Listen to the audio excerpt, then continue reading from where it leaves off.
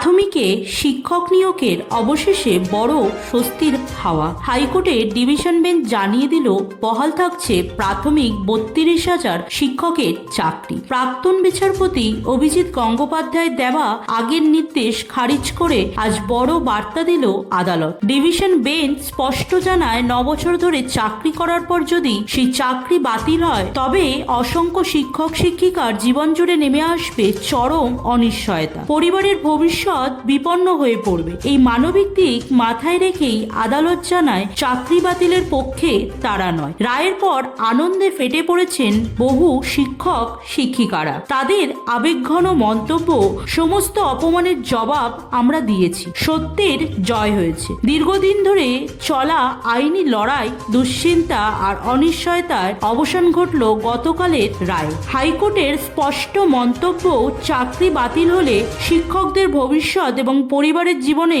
পড়তে পারত ভয়ঙ্কর প্রভাব। তাই আগের সিঙ্গল বেঞ্চের নির্দেশ খারিজ করে বহাল থাকলো প্রাথমিক 32,000 নিয়োগ। এই নির্দেশ বড় স্বস্তি প্রাইমারি শিক্ষকদের মধ্যে। দীর্ঘদিনের অনিশ্চয়তা কাটিয়ে ফের স্থিরতায় ফিরল প্রাথমিক শিক্ষাক্ষেত্রের নিয়োগ প্রক্রিয়া।